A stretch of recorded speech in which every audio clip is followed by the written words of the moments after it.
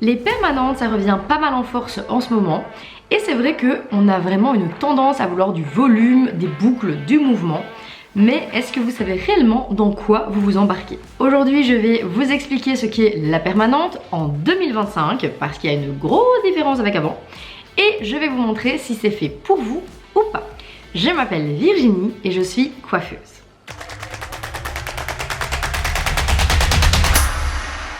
Tu penses vouloir faire une permanente ou alors tu voudrais savoir comment entretenir tes boucles? Cette vidéo, elle est faite pour toi. Je vais te dire tout ce qu'on ne prend pas le temps parfois d'expliquer en salon et tout ce que tu dois absolument savoir sur ce sujet. Savoir avant de la faire et après. Comment l'entretenir correctement. D'ailleurs, je remercie mon abonné qui m'avait demandé cette vidéo. Donc elle est pour toi, elle est là pour toi, sache-le. Et n'hésitez pas à me laisser en commentaire des idées de vidéos que vous désiriez ou de thèmes que vous souhaiterez que j'aborde plus tard. Aujourd'hui, lorsqu'on parle de permanente, on va vraiment parler de permanente 2025, ok? Les permanentes des années 80, avec les boucles ultra serrées, vraiment les mini bigoudis, c'est plus du tout à la mode et c'est plus du tout recherché. Maintenant, on peut obtenir des boucles beaucoup plus souples, des boucles bien définies ou même des boucles qui donnent un aspect un peu wavy. Et tout ça évidemment selon la méthode utilisée. Pour faire simple, une permanente, c'est tout simplement un changement de la structure chimique de votre cheveu. On va venir casser les liaisons internes de votre cheveu pour leur donner une nouvelle forme, que ce soit des boucles, des ondulations ou du volume. Il existe plusieurs types de permanentes. On a les permanentes wavy, on a les body wave, on a les spirales, on a les digitales. Elles sont plus douces et il y a une machine en fait qui va aider la température à être contrôlée. Je ne l'ai jamais faite, mais elle existe. Les résultats, ils sont durables généralement de 3 à 6 mois. Ça va bien évidemment dépendre de ce que vous faites comme shampoing, de comment vous entretenez la permanente, du cheveu à la base et également de la technique utilisée.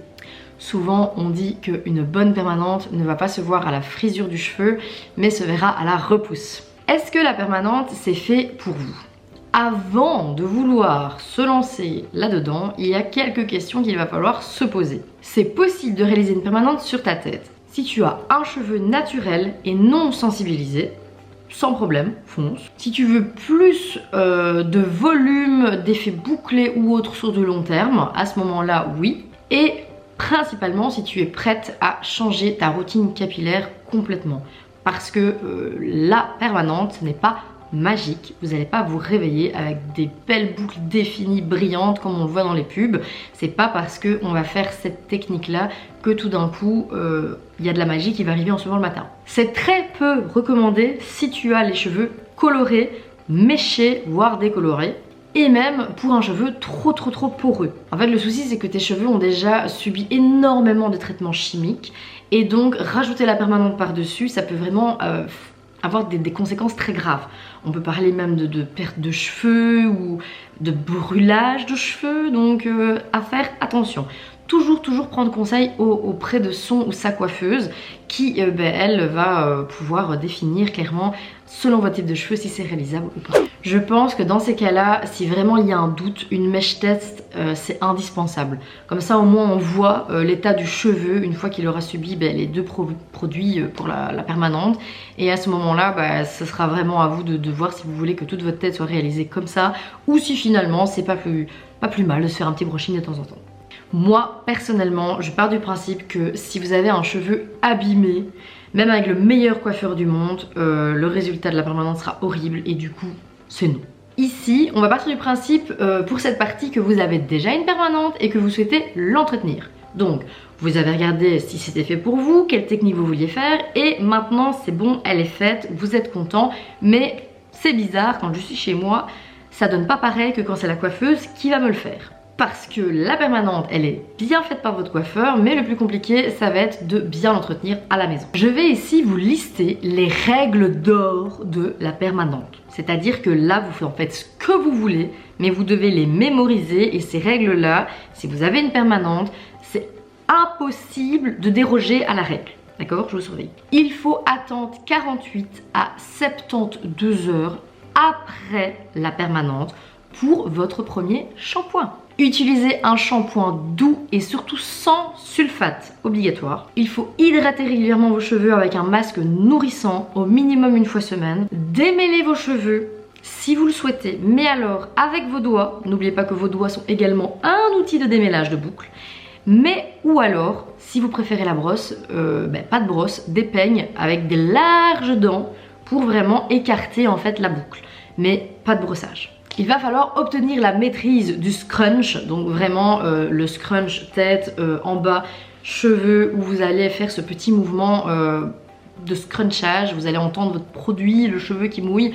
Ça, c'est une technique que vous allez devoir maîtriser. Toujours appliquer une protection thermique, même si c'est avec un séchage au diffuseur de chaleur.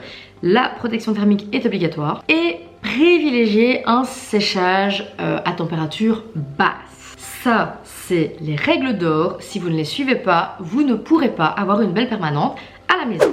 Je rajouterai même 2 petits points bonus. Une coupe régulière, c'est très important parce que des boucles, ça s'abîme plus facilement avec les frottements et tout ça, comme on les brosse moins. Et en plus, une boucle, quand la coupe est trop lourde, ça se coiffe pas bien, ça ne se redéfinit pas très bien. Et après, mais ça me semble logique, si vous voulez pas ruiner l'effet de votre permanente, évitez les lissages trop fréquents.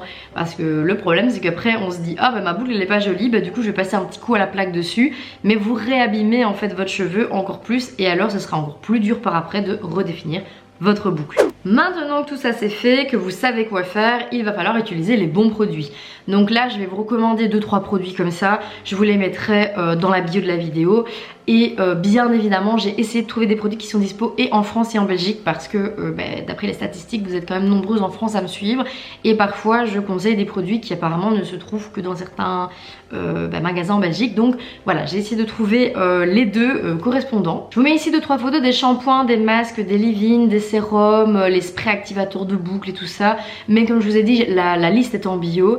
Après je fais un petit point d'attention sur les produits leave-in parce que il faut vraiment que vous les testiez. Il y a des boucles qui vont plus supporter les leave-in en gel, en gelée, d'autres en crème, d'autres en mousse. Et ça va vraiment dépendre de votre type de cheveux et de la boucle que vous avez. Donc n'hésitez pas à vous amuser et à tester. Vous pouvez même demander à votre coiffeur à chaque fois que vous allez de tester quelque chose de différent pour pouvoir voir sur du long terme à la maison comment ça a tenu.